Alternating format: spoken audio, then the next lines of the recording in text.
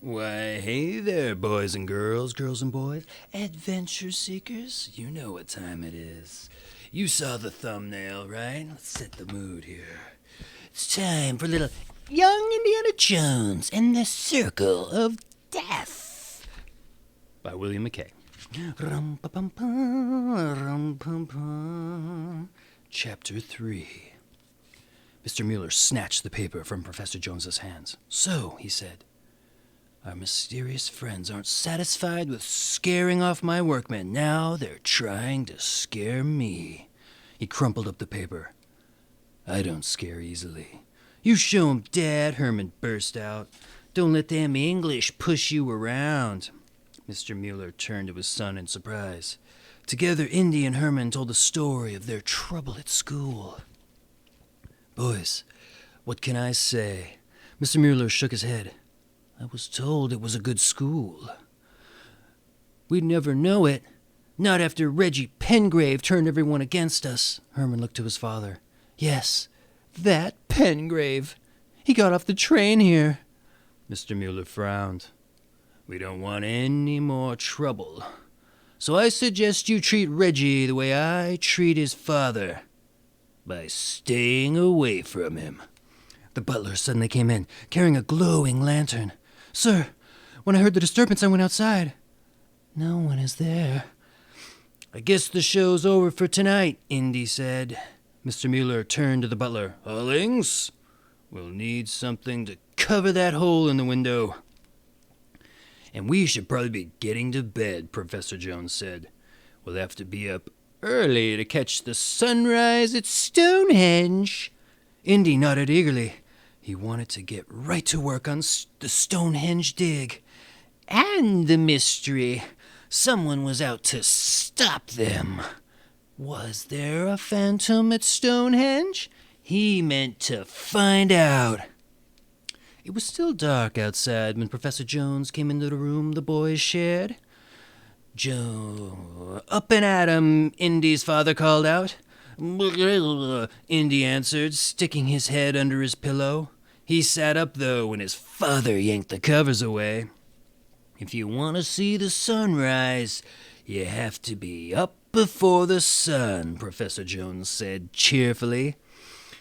He was completely dressed and ready to go. Indy rubbed his eyes. He and Herman made their way slowly out of the room to wash up. They were a lot more awake as they rode in the Model T with their fathers. The sky was now tinged with gray. A whitish fog rose from the ground.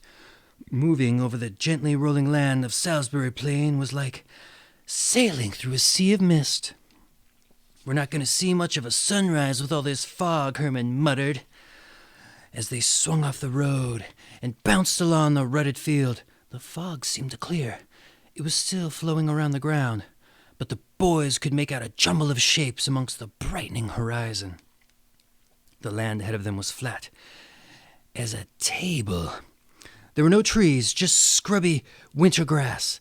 A chill wind blew, and suddenly Stonehenge was looming out of the mist. It was an eerie sight. The hulking shapes were huge. Once, perhaps, they had been smooth blocks, but the weather had gnawed away at them, leaving them worn and gaunt. It was like watching a gallant handful of soldiers making a last stand.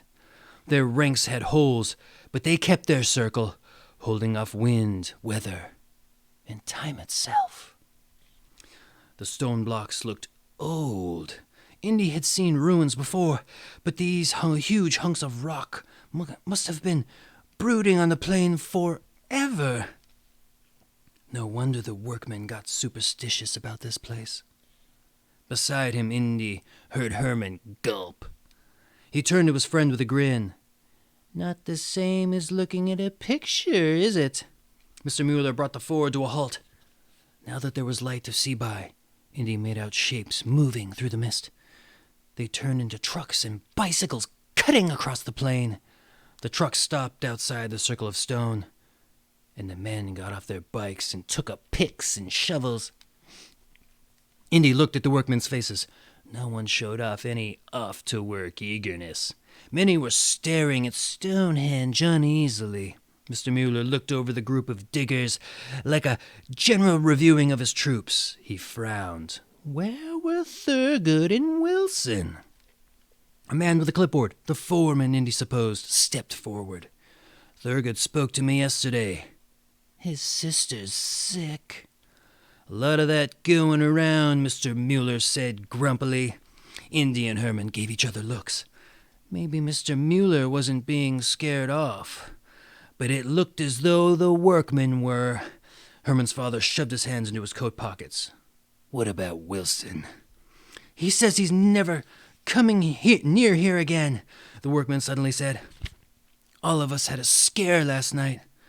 With his bright red nose and scruffy beard, he didn't look like the one to be making reports to the boss. But he'd clearly made up his mind to speak. Indy and Herman came closer. This was getting interesting. All the ones who stayed behind for a wee bit of whiskey to warm themselves up, Mr. Mueller growled. 'Tweren't too much, the workman said as he clutched his wool cap. Indy noticed his hand was bandaged. So did Mr. Mueller. What happened? He asked, bracing himself. We went into the circle for a bit of shelter, like, and the big stone in the center. The altar stone, Mr. Mueller cut in automatically. Call it what you like, the man said, but it began to glow. Glow? How? Mr. Mueller watched the man carefully. Was the light from the setting sun? The sun was already down, sir, the man said. The stone was glowing from inside, like. It glowed red as blood it was. Then it got blinding bright. And, Mr. Mueller asked? Well, sir, I was the nearest, and I touched it. It burned me, sir. He pulled off his bandage. Indy gasped. The man's palm and the base of his thumb were swollen and blistered. It was a bad burn, all right. But did it really happen as he said? Mr. Mueller was wondering, too. He stared into the man's eyes. This didn't happen some other time last night? Indy cut in. Maybe you rested it on a stove? The man shook his head. There's others who saw what happened.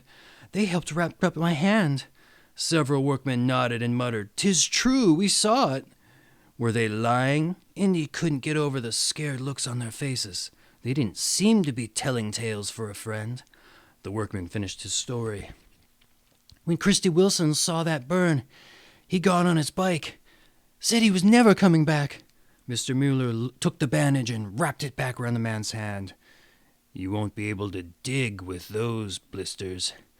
He turned to the man with the clipboard, the foreman. Make 'em. Do you need an assistant? Indy looked at the foreman's unhappy face. It was clear Makem didn't like his job. While you figure out some work for... Mr. Mueller turned to the workman. What's your name? Stone, sir, the man said. Harry Stone. Mueller laughed. A good name for this place. Well, Makem, while you decide what else Stone can do, he can show the circle to my son and his friend. He glanced at Herman and Indy. Boys, beat your guide. Indy gave the man his friendliest smile. Good, he thought. A chance to get some information. Stone led them amongst the ancient stones, chattering away. You know, they say Merlin the magician brought the stones over from Ireland, he began. That was just the first story of many. Indy hoped for something more than a guided tour and some legends. If he was going to solve this mystery, he needed some clues. But as the workmen talked on, Indy didn't even need to ask questions. You should have seen Squire Pengrave's face when Mr. M turned up in Amesbury. He thinks if anyone should dig around here, it should be British archaeologists. We already had one Yankee millionaire come in and try to buy Stonehenge, you know. Sir Reginald helped put the law through Parliament. Now no foreigners can buy Stonehenge and take it out of the country. Well, I guess you English would know all about that, Indy said. After all, the British Museum is full of valuable statues the English store from Greece and Egypt. Them places ain't civilized, Stone said. Nice things is better off in England. Indy gave Herman a what can you do with them sort of look behind the man's back.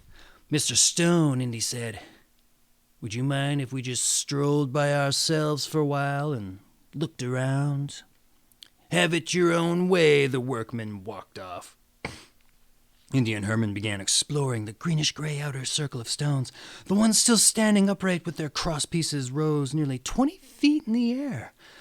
A few bluish stones stood in part of the circle, a little taller than Indy.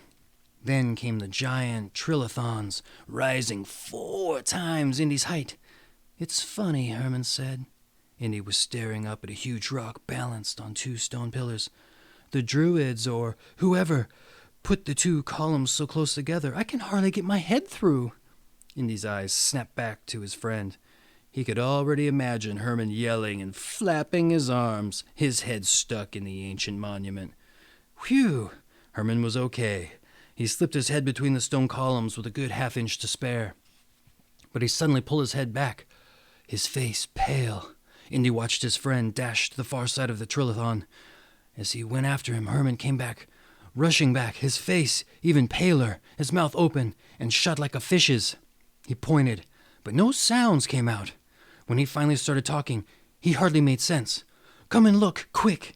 Gazing at his friend in astonishment, Indy followed Herman around the trilithon.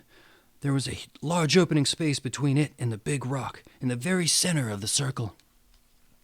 What had Mr. Mueller called it? The altar stone?